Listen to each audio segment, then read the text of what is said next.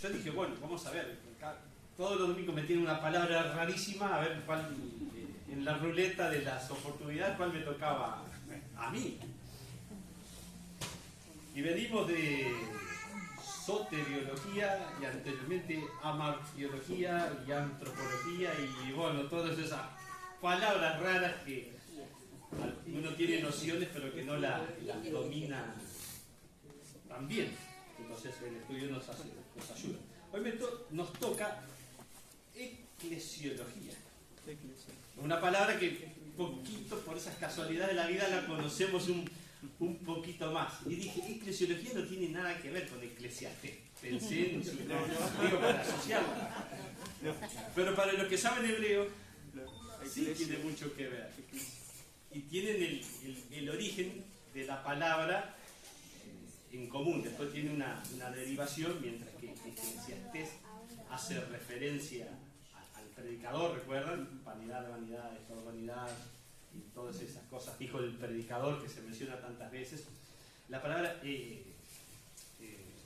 eclesiología hace referencia también, pero hace más referencia a la asamblea o a la iglesia, que ahora vamos a ver. Pero me llamó la atención, yo dije, en mi primer razonamiento dije no tienen nada que ver, pero sí tienen que ver. Así que si se acuerdan de esa palabra media, o no se acuerdan de esa palabra rara, acuérdense de Eclesiastés y por ahí viene la palabra.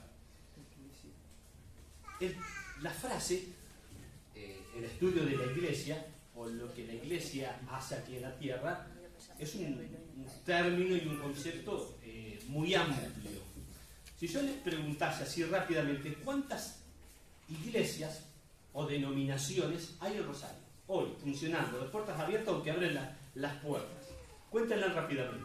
Como 7. 7, 8. Sí. Acá en Rosario. Como 7, 8, yo conté por 7, 8. O sea, hay iglesias que tienen sus capillitas de no, ahí lo agrupo como una. Tenemos los católicos, los adventistas, los testigos de Jehová, los mormones, los nuevos católicos, asambleas de otro lado, nosotros. Sí, como Y bueno, por ahí, alguno más, alguno menos. O sea que meter 7, 8 denominaciones adentro de un curso y que todos le digan amén es imposible. es muy difícil. Porque si bien en algunos casos podemos decir que hay un error estructural y doctrinal, en otros somos bastante similares y a veces de un mismo pasaje o de un mismo concepto tenemos visiones un poco diferentes, a veces opuestas o a veces la vemos de un lado y del otro. Entonces, los conceptos que vayamos viendo y vayamos tratando, no hay una unanimidad de conceptos. Nosotros vamos a tratar de vivir y sentir y practicar el que más se asemeja a la Biblia, o al concepto bíblico, o a la iglesia primitiva. Pero también tenemos nuestros tópicos y nuestras diferencias. Algunos enfatizan un punto más, como la alabanza, y no digo que está mal enfatizar la alabanza, digo, lo enfatizan. Nosotros enfatizamos más la meditación y somos los tranquilones, por así decirlo. Bueno, pero lo que quiero decir, y creo que me van entendiendo, es que todos los conceptos que vayamos tirando y hablando tienen sus tópicos y sus puntos de vista. Algunos podemos decir que tal vez están equivocados, pero algunos son simplemente puntos de vista sobre una misma verdad. Ni nosotros podemos decir que ellos están equivocados, ni ellos pueden decir que nosotros somos los equivocados. Cada uno, bueno, toma esa doctrina y la aplica a veces de formas un poco diferentes. Bien, lo primero, ¿qué es la iglesia? Sacados afuera. Sacados afuera, esa es la definición literal. Lo primero que tenemos que enfatizar, como dice la definición, ahora vamos a ser un poquito más clara, es que la primera pregunta que yo les hice, ¿cuántas iglesias hay? Enseguida fuimos a ladrillos, a edificios, a ese concepto que lo tenemos muy grabado dentro nuestro. decimos, ¿dónde está la iglesia cristiana evangélica? Enseguida decimos, Zorrilla 466. Y nos dice, en la casa de quién, en la casa de Marco, en la casa de Miltoniana, en la casa de Juan, no. Enseguida, no digo que está mal, simplemente, como es el lugar donde habitualmente nos reunimos, enseguida lo asociamos. Pero la Biblia no hace referencia a eso cuando habla de iglesia, no habla de ladrillos, no habla de... Bueno, mi garganta no sé hasta dónde voy a llegar. No habla de un edificio tangible, sino que cuando el concepto de iglesia se habla de personas, de creyentes, de lo no tangible, por así decirlo. Vamos a empezar a hacer algunas diferencias, y en este caso con el judaísmo. Recién Marcos hacía decía una definición, un grupo apartados afuera, o separados de. Hay algunas diferencias en cuanto al término exacto, pero ese es el concepto. Ahora, si lo aplicamos a nosotros, creyentes, ¿qué significa ser separados afuera o apartados? ¿Qué les parece? ¿Separados de qué? ¿Apartados de qué? ¿Seleccionados para qué? La idea es que compartan y ustedes aporten. Ese es el concepto. Separados del mundo. Gracias, Juan. Del sistema también. Separados del mundo, lo que alguien mencionó, alguien no lo sé. Del sistema. Que Separados del sistema. maneja el mundo. Sí. Santificados. ¿Perdón? Santificados. Santificados, apartados, separados. ¿Alguna idea más? Apartados del pecado. Apartados del pecado. Bien, creo que más o menos está el concepto y está la idea. La iglesia se aparta del mundo, o Cristo aparta la iglesia de este mundo y la separa, y ahora vamos a ver que le da una tarea, una función, le hace un nuevo grupo de personas, por así decirlo, y lo diferencia. Puse en las concordancias electrónicas, ya mi concordancia de papel ya quedó tirada ya dentro de un coso que ya no se usa más, ahora es mucho más fácil la concordancia electrónica. En la Reina Valera aparece 72 veces la palabra iglesia en el Nuevo Testamento. Y haciendo una diferencia con el Antiguo Testamento, que no aparece. El concepto de iglesia sí lo tenemos muy fuerte y fundado en el Nuevo Testamento, pero no existe en el Antiguo Testamento. Lo mismo, por ejemplo, a forma similar, el bautismo. En el Antiguo Testamento el bautismo no existe, pero cuando llegamos al Nuevo Testamento, Juan el Bautista, ¿qué hacía? Bautizaba en el Jordán. Jesús, ¿qué hizo? Fue bautizado por Juan. El bautismo es un concepto, es una práctica aprobada por Dios, pero que está ahí, surgió como entre medio de los dos testamentos. No voy a hablar del bautismo, pero digo, el término iglesia también es acuñado y aplicado ahí. En el Antiguo Testamento no se menciona y en el Nuevo Testamento sí. Algunos hacen alusión de que el concepto general, la raíz del concepto apartado para, también aplicaría al pueblo de Israel. Porque recuerden que el pueblo de Israel fue apartado, Abraham, vete de tu tierra, de tu parentela, a un lugar que yo te mostraré, y yo seré tu Dios y tú serás mi pueblo. Entonces, también en la raíz y en el concepto original, el judaísmo vendría a ser como una especie de iglesia, aunque no se le aplica el término. La primera mención, o sea, cronológicamente hablándolo, de la palabra iglesia, y nuevamente lo aplico en la Reina Valera versión 60, porque alguna otra versión puede tener, vieron que a veces una misma palabra se traduce de forma diferente, es Jesús mismo que lo dice. Y lo dice al final de su vida. ¿Recuerdan cuando estaban con Pedro? Y le dice, y tú eres Pedro, y sobre esta roca edificaré mi iglesia. Cronológicamente, lo vuelvo a decir, esa es la primera mención de la palabra iglesia en el Nuevo Testamento. coincidencia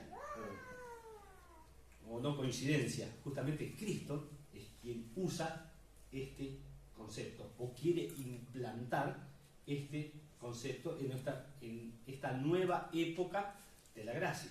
Se terminó el judaísmo, la ley, ya no estamos más bajo la ley. Jesús, en esta nueva época de gracia, instaura esa palabra. Y ahora vamos a ver algunos conceptos y términos relacionados con eso. Pero más o menos creo que vamos entendiendo el origen, la función y cómo surge y quién es el, entre comillas, ideólogo, por así decirlo, de esta nueva agrupación o esta nueva denominación. El curso tiraba muchísima información. Y yo dije, ay, ¿cómo hago para que no sea pesado, que no sea cargoso, estar acá adelante y tratar de agruparlo en 2 o 3 bloques, no más, para que más o menos sigamos el hilo de lo que es la iglesia? Entonces, más o menos lo agrupé en 3 partes principales. Uno son los nombres o las formas de cómo Jesús hace referencia a la iglesia. Otro es la iglesia primitiva. Vamos a ver a grandes rasgos cómo surge y qué actividades y actitudes y ministerios tenía la iglesia primitiva. Y después vamos a hablar un poco acerca de la estructura organizativa.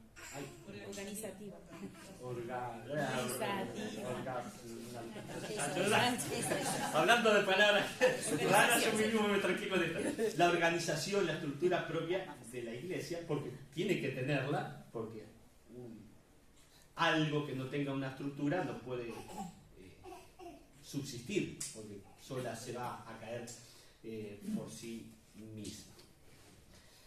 Para empezar a ver, vamos a ver los nombres o figuras que se le da a la iglesia. Y para no saltar mucho, vamos a ir al libro de Efesios y nos vamos a quedar allí.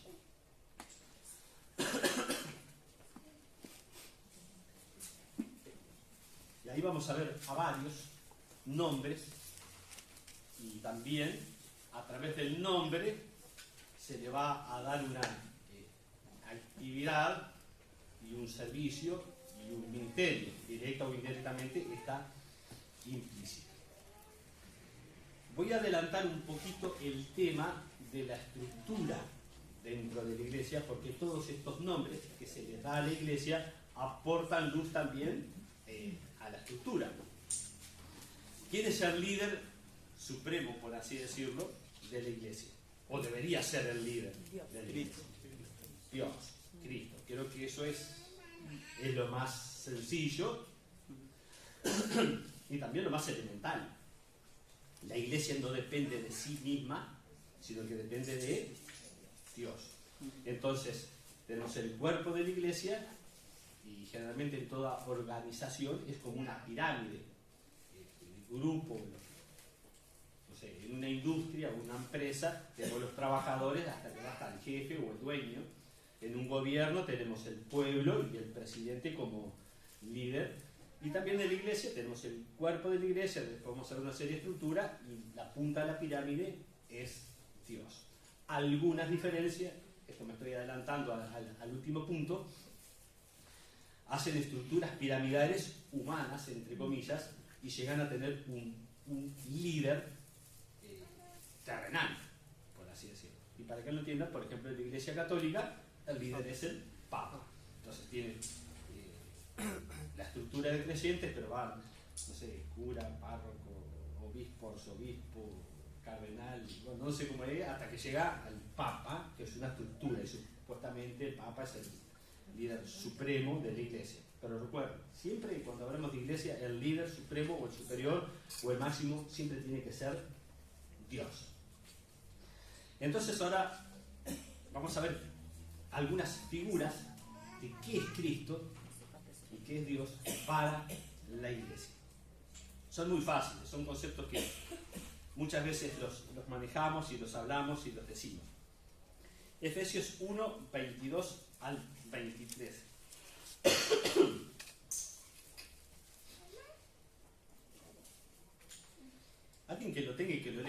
anticipo y me da un poco de respiro en mi garganta. Efesios 1:22-23. Sí.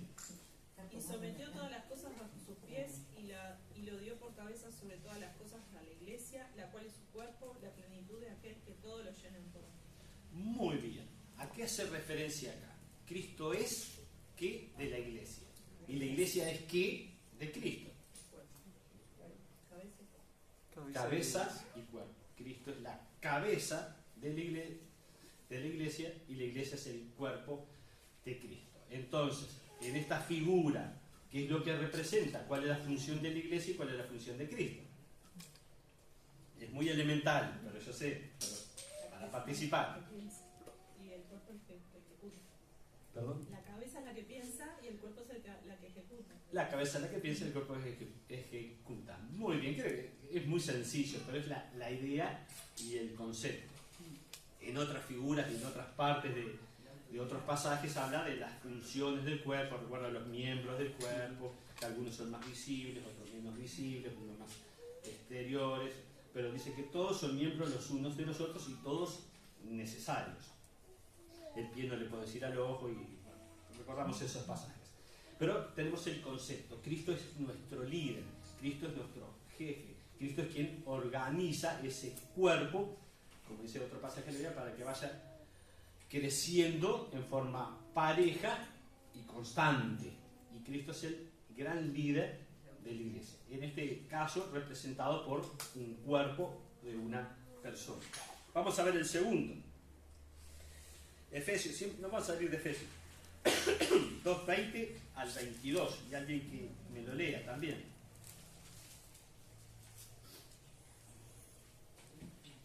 Edificados sobre el cimiento de los apóstoles y profetas, siendo la piedra angular Cristo mismo, en quien toda edificación bien trabada se eleva hasta formar un templo santo en el Señor, en quien también vosotros estáis siendo juntamente edificados hasta ser morada de Dios en el Espíritu. Bien, ¿a qué hace referencia acá? A un edificio. ¿Qué función cumple Cristo? ¿Y quién es el edificio? El cimiento. Cristo es el cimiento de un edificio. Recuerdan que esa es la parábola de la roca y la arena. La casa edificada sobre la roca, vino vientos, agua, creo que agua y viento, y se vino la creciente y se llevó a la casita, o la derribó al menos. Y el otro que había hecho la casa sobre la roca soportó, y ahí tenemos el concepto de la firmeza del cimiento. Entonces acá, ¿quién es el cimiento? Cristo. Entonces el edificio que está sobre ese cimiento soporta. Esto lo he dicho mil veces, pero cuando hicimos este salón es de principios del 1900. En las culturas actuales que se hacen en Rosario, cuando llegas hay una arcilla que es marroncita con cal, que esa cal toma agua, entonces hay que pasar esa tierra con pintitas blancas porque eso dilata y contrae de acuerdo a si hay mucha agua o no. Entonces acá más o menos de 80 centímetros, 90 centímetros, ya está, ya pasaste, llegaste a la silla, la pasaste y ahí tirale la zapata al cimiento y arrancá para arriba. Y acá llegamos a los 80, 90 centímetros, cuando estamos, el pilar que está allá bien recostado el edificio viejo, y nosotros llegamos a la profundidad normal, pero hay unas piedras enormes y el cimiento de la casa esta seguía para abajo, no sé hasta dónde llegaba. Por algo tiene 100 y pico de años y ella sigue en pie casi sin fisuras. ¿Entienden el concepto? Y ahora estructuras modernas y tecnología moderna lo hacemos ahí sobre la tierra y a veces se fisura.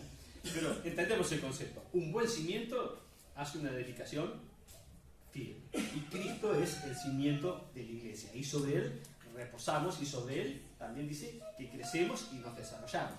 Porque ese es el concepto también. No solamente ser un ladrillo de la pared y entonces estamos yo soy un ladrillo, estoy quietito, ni me muevo ni para la derecha, ni para la izquierda, ni para arriba, ni para abajo. Simplemente soporto un poco del peso de arriba y ayudo a que son piezas vivas, o somos vivos y nos movemos y nos estructuramos y crecemos y nos desarrollamos, pero siempre cimentados en Cristo. Avancemos, otra figura más en Efesios. 2.15, un poquito para atrás. Aboliendo en su carne las enemistades, la ley de los mandamientos expresados en ordenanzas, para crear en sí mismo de los dos uno solo, un solo y nuevo hombre, haciendo la paz. Bien, en el contexto esto habla del pueblo judío del Antiguo Testamento y el gentil del Nuevo Testamento, pero me gustó la idea. De los dos hizo ¿qué? Uno solo, pero hay un adjetivo calificativo. Solo y nuevo. Nuevo. Y me gustó. Es como diciendo, el pueblo judío está bien, pero en los planes de Dios y en el concepto de Dios hizo un nuevo cuerpo, un nuevo estructura. El gentil que no creía o tenía que hacer una serie de procedimientos y rutinas y métodos para llegar a formar o llegar a ciertos permisos que el pueblo judío le dejase entrar, ahora lo fusionó y hace algo nuevo. Y eso es la iglesia, una nueva cuerpo, una nueva estructura, una nueva forma de que Dios se va a relacionar con este cuerpo, con este edificio, con este nuevo persona. Avancemos un poquito más. La última de Efesios 5, 25 al 27. La familia en 19. 2.19, familia. Para Sí, debe ser el 2. 2.19. la familia de Dios. Ahí está. Sí. Volvemos, echamos para atrás antes de ir. No tenía, pero ya que lo mencionaste, lo decimos. 2.19. ¿Alguien que lo tenga y lo lea? Por lo tanto, ustedes ya no son extranjeros ni advenedizos, sino conciudadanos de los santos y miembros de la familia de Dios. Muy bien. ¿Qué es la iglesia? Una familia. Y nuevamente el concepto, la familia, mamá, papá, los hijos, los tíos, los abuelos, bueno. La familia, o sea, cuando hacemos alusión a veces a familia pensamos generalmente en el concepto de los que viven bajo mi mismo techo. Entonces esa es mi familia. Pero también, bueno, todos sabemos en la familia los hijos crecen y forman su familia. Entonces a veces la familia empieza a tener ramificaciones como en la iglesia. La primera iglesia fue una, o el origen de la iglesia fue una, y ahí después se fueron ramificando hacia las distintas ciudades, y cada localidad tenía su iglesia. Y después del protestantismo, ahí se empezaron ya en cada ciudad sus distintas versiones de cada corriente ideológica. Y aunque no lo creamos, a los católicos también tenemos que decirles hermanos, porque debe haber creyentes católicos, y yo conozco algunos, y también no apostólicos, y mormones. No podemos descartar lo que nosotros somos los dueños de la verdad. Creo que también hay hermanos en otras denominaciones en el buen concepto de la palabra, y la rama nuestra, los hermanos libres, movimiento, corregime bien porque yo esto lo voy a fallar, el concepto de hermano libre, que era una nación en Inglaterra, y con la idea de que eran hermanos de distintas denominaciones que se juntaban a leer y estudiar la palabra, a pesar de sus diferencias conceptuales y en algún sentido ideológicas, pero tenían algo en común, que era el estudio, la palabra y el estudio de la palabra. Y de ahí surgió esa corriente ideológica, y bueno, que también tuvo sus frutos. Por eso también una práctica nuestra, cuando viene un hermano de otra denominación, no es que lo rechazamos, quedaste en el fondo o atrás, no, lo aceptamos, porque teniendo las condiciones básicas, creíste, sos miembro de la familia de Dios, y ya está, no le damos más vueltas. Y si estabas en otra denominación y participaste, tomaste el bautismo, sabiendo que creíste y continuaste, no le hacemos bautizar nuevamente a las nuestras, ya tomamos ese concepto de familia, de iglesia, que no nuevamente, no somos los dueños de la verdad, sí la tratamos de aplicar a la verdad de la manera más correcta, por eso también aceptamos a los demás. Somos una familia de muchos miembros. Y bueno, también acá indirectamente el relacionamiento entre miembros de la familia. Como todos decimos, si los hermanos no se pelean, no son hermanos. Y deja ver guerra. Y bueno, en la iglesia no debería ser así, pero a veces hay roces, fricciones que bueno, hay que saber manejar, lidiar y corregir cuando se generan esas fricciones, pero me estoy yendo del tema. 5, 25 al 27.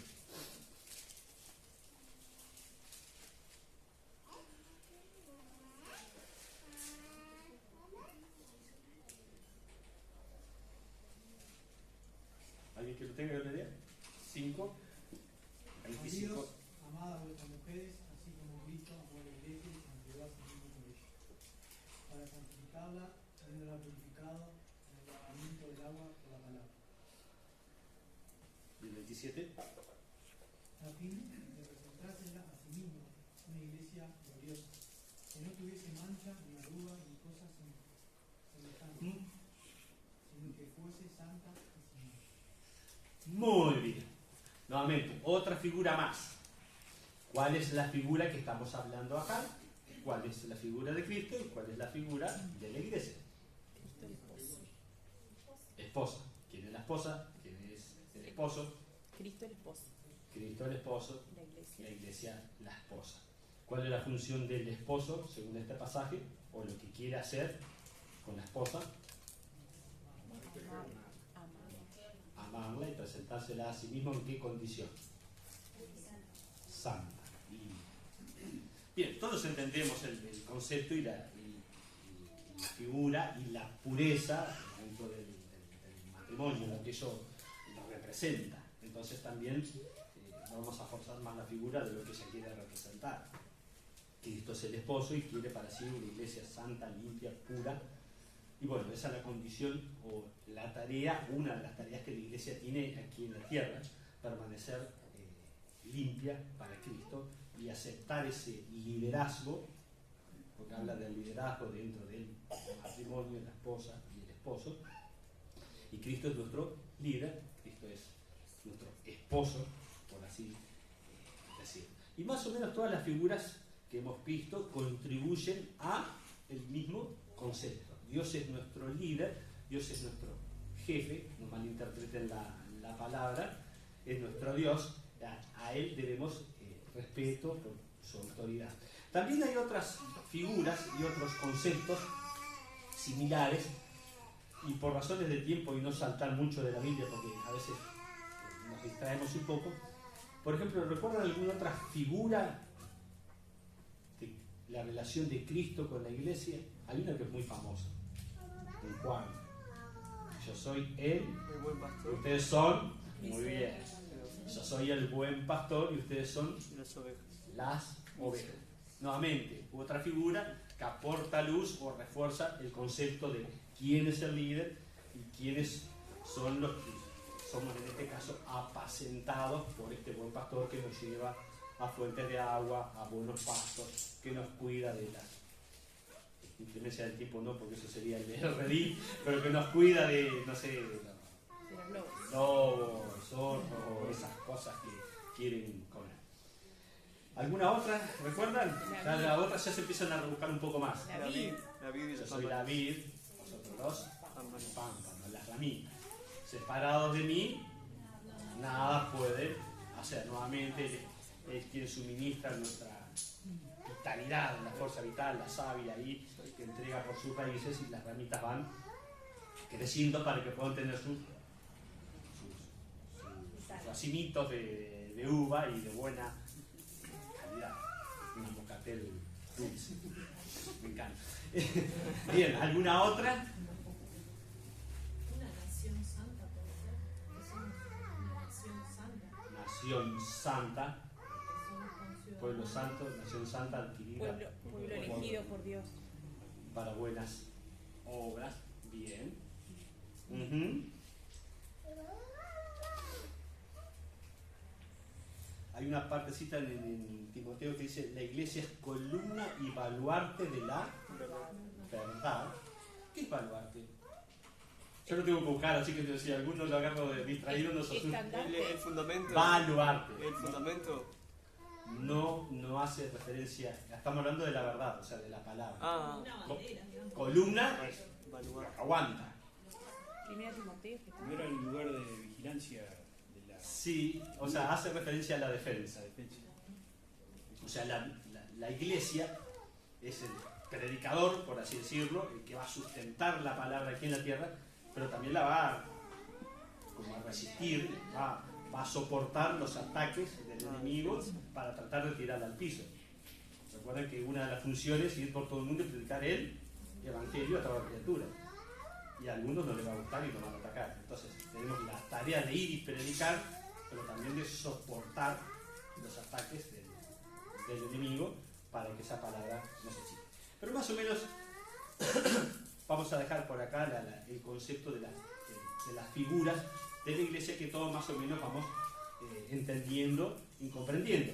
Cristo es nuestro líder, Cristo es el que la fundó, la estableció, la sustenta y también muestra nuestra dependencia de otra figura que iba a mencionar, ¿recuerdan la piedra de ángulo? Acá este salón tiene, no digo una piedra de ángulo porque quedaría, pero todo el cielo raso y todo el piso tiene un origen. ¿Se dan cuenta cuál es? El piso y el cielo raso. Viene para arriba y se van a dar cuenta. En un lugar se arrancó. Se arrancó en aquella esquina. Allá. El primer cerámico se puso ahí y de ahí arranca todo. Es la cuadradura del cielo raso y del piso arranca allí. Después todos vieron que todos los otros lugares son recortes, hasta donde llega y se recorta. Y bueno, la piedra de ángulo marcaba eso. En nuestras estructuras o la forma arquitectónica o en la arquitectura de ahora dice la piedra fundamental, que se dice. Y esa piedra fundamental establece los parámetros tanto de altura como de orientación al sol y todas esas cosas para la nueva estructura y el nuevo edificio. Hermano, discúlpame, yo más que líder, perdón, ¿no? Yo lo considero nuestro soberano, nuestro rey. A veces la palabra líder es como si alguien que guía, pero Jesús es mucho más que eso, ¿no? Sí. Porque es nuestro soberano, o sea, es sí, amén. Muy bien, sí. A veces el concepto líder, guía, ahora vamos a ver, está más relacionado al anciano y al pastor, hablando terrenalmente, y hablando divinamente, hacemos nuestro supremo, Nuestro rey. nuestro rey. Sí, sí, sí. Como le dije, todo tiene sus tópicos y sus puntos de vista, es aceptable, muy bien. Bien, entendemos el primer concepto. Cristo es la cabeza, el edificio, el cimiento, la piedra de ángulo, el buen pastor, y bueno, todas esas cosas de la iglesia. Él la creó, Él la ideó y por Él subsiste aún. Vamos a ver algunos conceptos y algunas ideas de la iglesia primitiva. Y si hablamos de la iglesia primitiva, ¿a qué libro nos tenemos que remitir? A los Hechos. ¿Al capítulo 24 o al 1? Al 1. Bien, vamos a ver algunas ideas fundamentales y después de eso vamos a ver un poco la estructura terrenal de la iglesia. Hechos capítulo 1. Versículos 7 y 8. Alguien que lo lea. Ahí vamos a dar el puntapié inicial. Y les dijo: no os toca a vosotros saber los tiempos o las razones que el Padre puso en su sola potestad, pero recibiréis poder cuando haya venido sobre vosotros el Espíritu Santo, y me seréis testigos en Jerusalén, en toda Judea, en Samaria y hasta los últimos de la tierra. Bien. ¿Qué nos dice este pasaje? ¿Cuáles eran los planes de Dios? En principio para estos pocos creyentes, que no eran muchos, los apóstoles y alguno más, ¿cuál es la primera orden que se les da? O sea, orden que se les da, no. O, ¿cuál es lo primero que se les avisa a Jesús antes de ascender? Acá estamos en la ascensión de Cristo. Versículos más abajo, Cristo llevaba la nube y se les desaparece. Sí, después retorna y durante 40 días apareció a más de 500 personas y todas esas cosas. Pero acá es la desaparición, por así decirlo, visible cuando Cristo asciende. ¿Qué orden les da? ¿Qué les dice? Ahí está. Dice, vendrá alguien para estar con ustedes. Recibiréis poder cuando haya venido el Espíritu Santo. Vamos ahora a ver qué es eso. Si hablamos del Espíritu Santo, tenemos que ir al capítulo 2, versículo 1.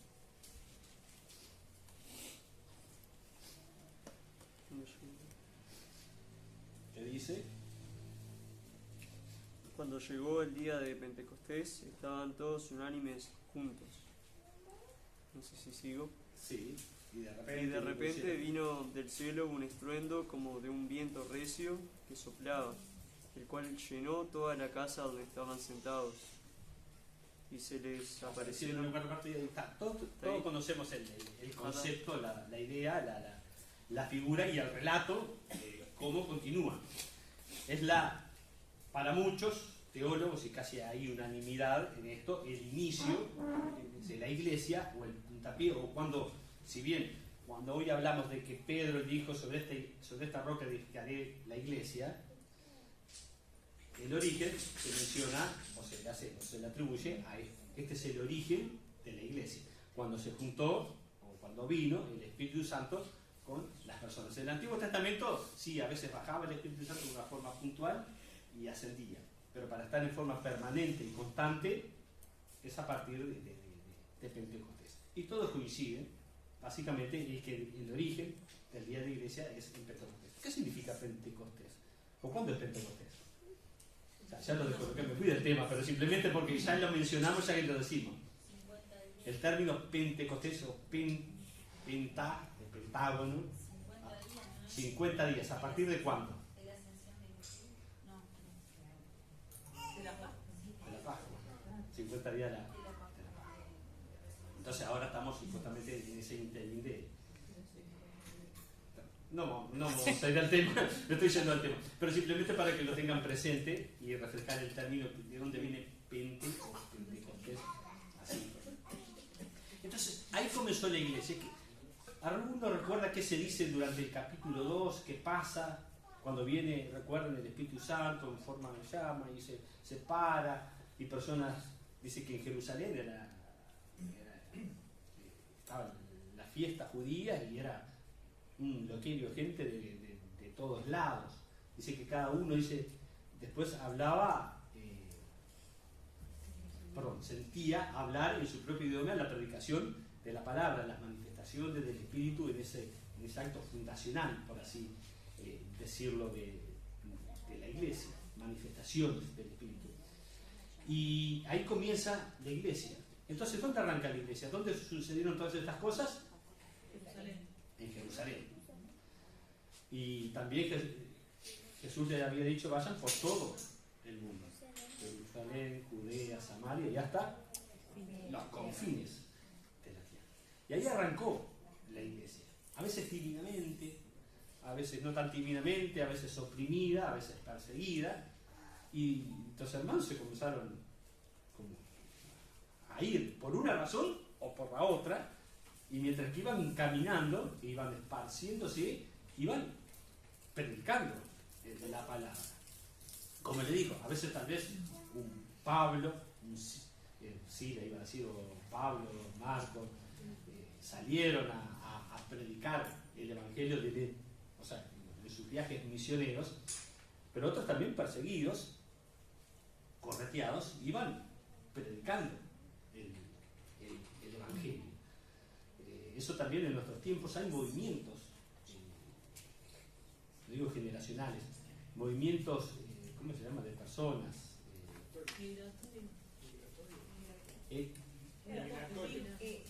Migraciones, ahí está la palabra. Creo que Dios también usó una persecución persecución ahí también, ¿verdad? Después de En este caso usó la persecución, pero estoy también pensando en migraciones. Tenemos a Clark, por ejemplo, acá entre nosotros, en una migración forzada, por así decirlo. Él no fundó ninguna iglesia porque acá nos encontró a nosotros, pero tal vez él venía de Venezuela acá y, no sé, y fundaba una iglesia, o tal vez, no sé, acá pasa algo, una guerra y salimos por todos lados, cada uno por el lugar y fundamos una iglesia.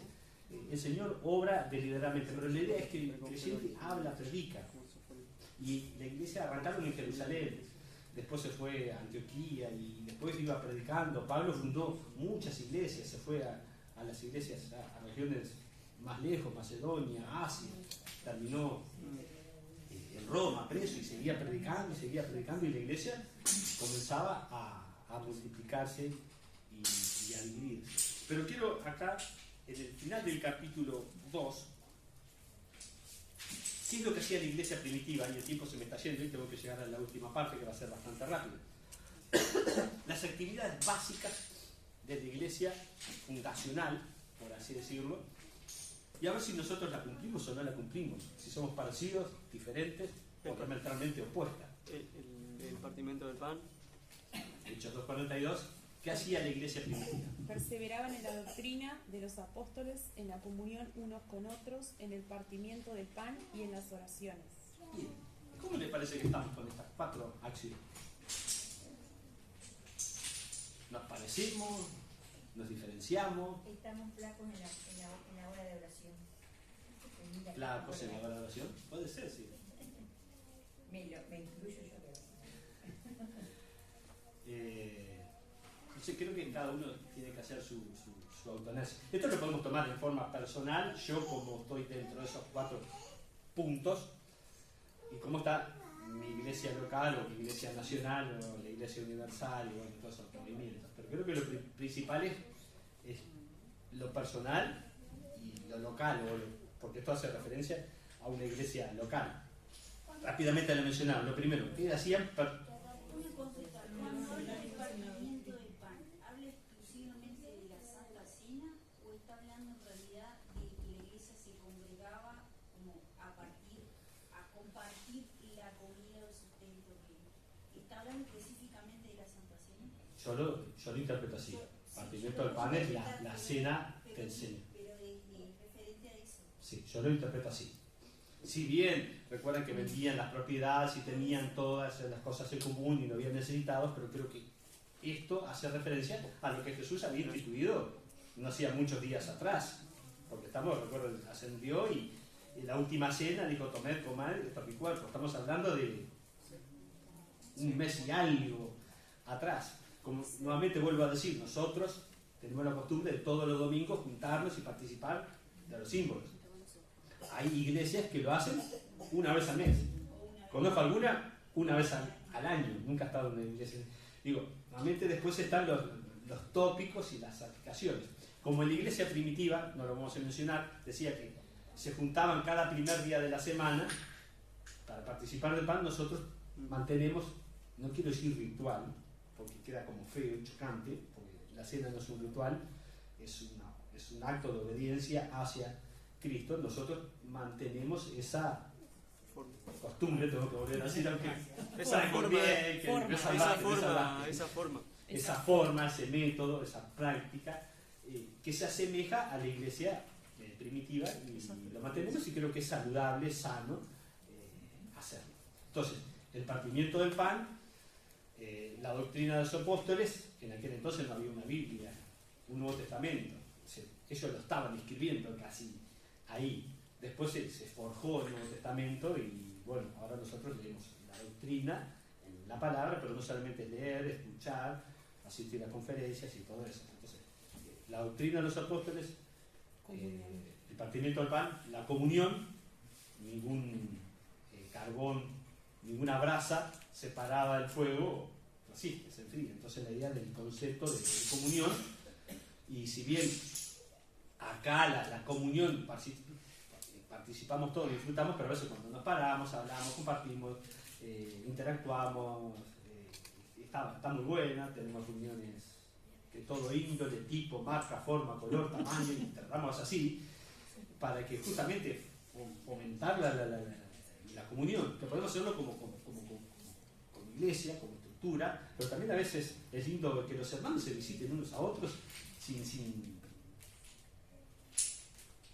un fin, no, porque tienen un fin, digo, pero compartir y disfrutar de la comunión. Porque compartir justamente, porque yo soy un poco,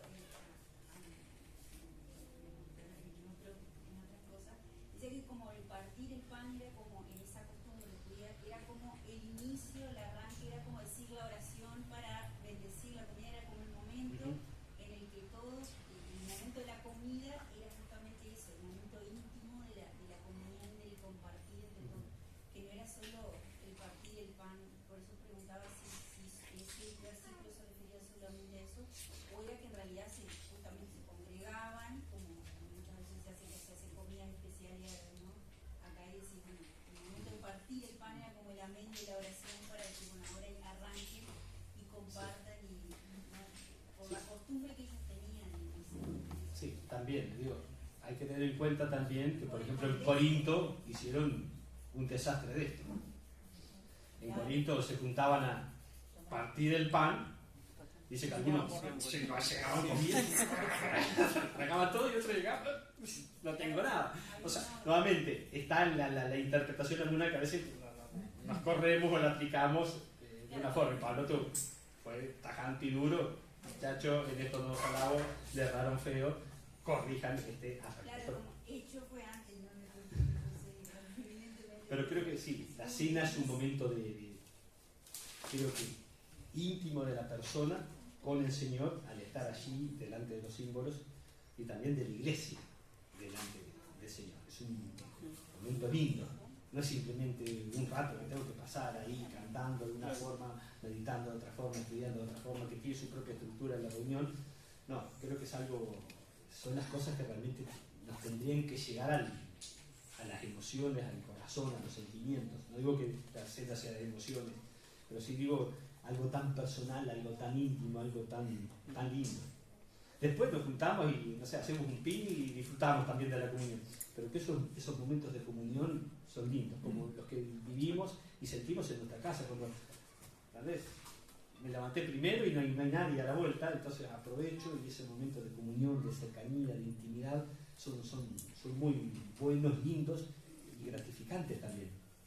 Y eso a veces repercute, salta, se siente. Iglesias desunidas, todos hemos visto acá en Rosario iglesias que nacieron, crecieron y algunas crecieron bastante y después por divisiones internas explotaron y se dividieron. Lamentable, no debería ser. Pero bueno, las 4 actividades básicas. ¿Falta una? Ah, perdón, me fui por las ramas y la oración. Y la oración. Siempre se ha dicho, allí Ana lo mencionó, la reunión de oración es la única reunión estructurada casi. Tanto el partir del pan y la oración son las dos que se eligen.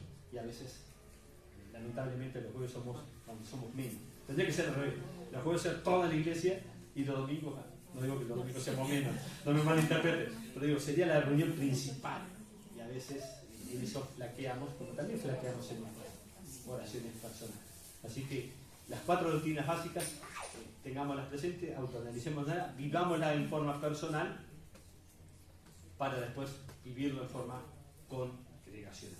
Y la última, la estructura, algo hablamos, vamos a Filipenses capítulo 1, esto lo vamos a ver rápidamente, lo menciono porque se tiene que mencionar, porque creo que es bueno también y saludable, y como hoy dije al principio, la cabeza, la autoridad del líder supremo, el máximo, es Dios.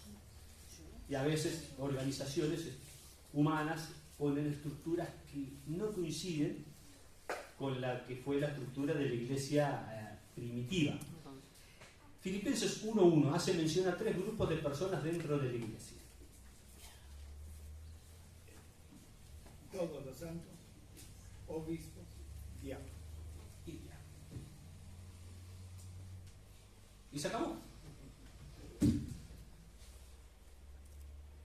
Y en el Nuevo Testamento se acabó. A veces las estructuras humanas fueron creadas después. La iglesia primitiva tenía esto. Ahora vamos a ver un poquito que se diferencia una de otra, pero no había mayor estructura, no había superintendentes. Sí, por ejemplo, dentro de las nuestras hay comisiones, como CAMU, que trabaja tratando de coordinar acciones conjuntas de la iglesia, pero dentro de nuestra denominación, cada iglesia es autónoma, tiene sus laicos. Ahora vamos a ver las palabritas clero y laico. Laico es el creyente, el clero es la estructura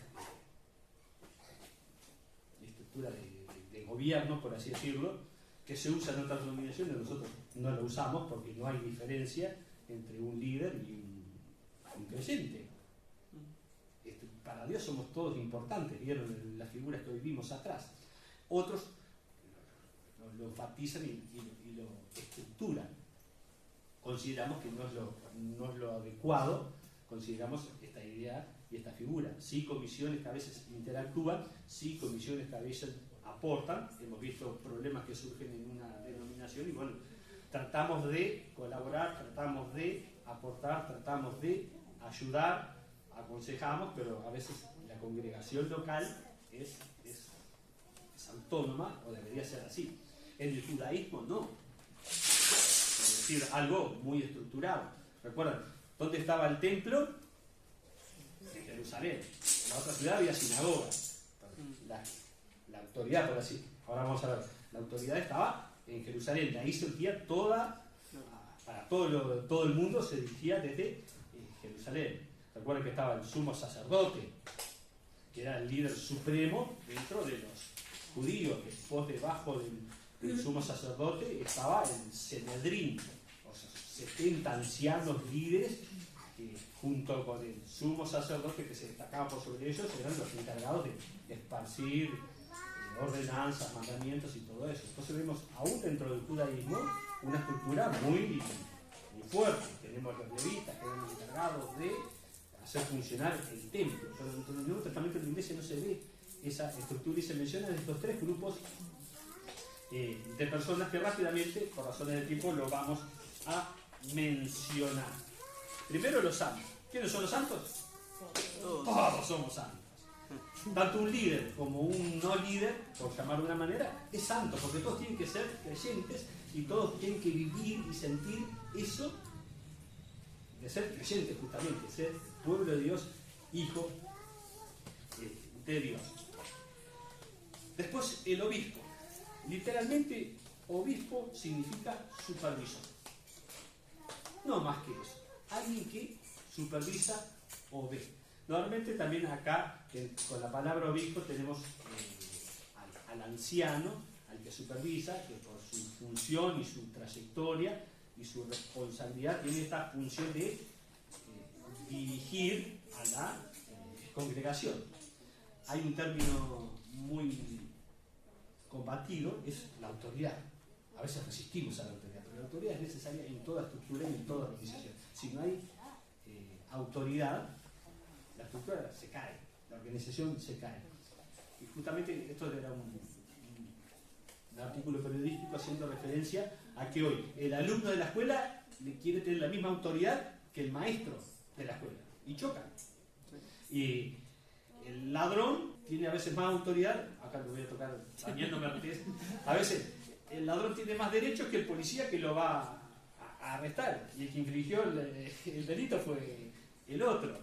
Y tengo derecho a manifestarme de esta manera o de otra manera. Entonces, el concepto de autoridad en nuestra sociedad, en nuestra cultura, es como que se está limando y las diferencias entre uno y otro se van asemejando cada vez tanto que la propia estructura puede colapsar. Y dentro de la iglesia también tiene que haber una organización.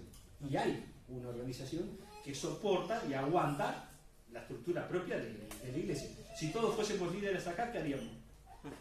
Una locura. No nos pondremos de acuerdo nunca. No sé si alguien mencionó algo. Entonces tiene que haber una estructura y tratamos de semejarla y asimilarla y ser muy parecida a la estructura de la iglesia primitiva. Entonces hay un cuerpo de líderes está la iglesia común, los santos, un cuerpo de líderes, y también se menciona un tercer grupo de personas que son los diáconos. Generalmente se dice que Esteban fue el primer diácono, porque fue esa gente apartada con una función específica. ¿Recuerdan cuál fue la función de Esteban? Servir las mesas, porque las viudas de los griegos, creo que era, estaban siendo desatendidas, entonces se seleccionó un grupo de personas con determinadas condiciones para cumplir esa función. Y si vamos a la lista de requisitos, varones de buen testimonio llenos del Espíritu Santo, para atender a una viuda era, no sé, le pedían un currículum impresionante para una función bastante sencilla. Pero también en el Nuevo Testamento, en el libro de Timoteo y en el libro de Tito, se le da la lista de requisitos para que una persona pueda ser anciano, colaborador, perdón, anciano, obispo, y también una lista de requisitos para que pueda ser diácono o diaconisa, como Fleve, de la iglesia de Cencrea. Recuerda esa persona que está allí. Entonces, está muy estructurado y muy clarito, por así decirlo, las cualidades y los requisitos que tiene que tener una persona para lograr ser un anciano y lograr ser un obispo. No voy a entrar por razón del tiempo, ya estoy sobre los 40 y algún minuto de prédica y no quiero extenderlo más. Pero más o menos, también quiero enfatizar esto, la estructura me choqué con la palabra, organizativa, así me queda más lindo y más fácil, de la iglesia, que tratamos de semejarnos a la del Antiguo Testamento. Cada iglesia tenía su cuerpo de ancianos y ellos lideraban, y también había comisiones, o podían preguntar, en este caso a la iglesia de Jerusalén, que fue la matriz o la madre de todas, y nosotros también tenemos los creyentes, un cuerpo de líderes y un cuerpo de ayudantes, colaboradores, que vendrían a ser los diáconos, y se terminó, porque el resto de la pirámide es Cristo. No sé si les aporté luz o los compliqué más. Espero que haber aportado luz a este concepto de iglesia, y nuevamente tratemos de semejarnos a la iglesia primitiva. Fue la idea que Cristo plasmó en aquel entonces. Fue Él el que dijo: sobre esta roca edificaré mi iglesia. Fue Él el que dio las ordenanzas, fue Él el que dio las directrices. Y las iglesias primitivas por algo crecieron, se desarrollaron, se fortalecieron, y aún a veces sacudidas por tormentas fuertes de persecución, y ahí pudieron resistir 2000 años de historia. Y no sé cuántos más años más resistiremos nosotros, pero estamos firmes. Recuerda, columna y baluarte de la verdad aquí en la tierra. Terminamos con la oración. Nuestro buen Dios y Padre, te damos gracias por este concepto de iglesia. Gracias que fue tu plan.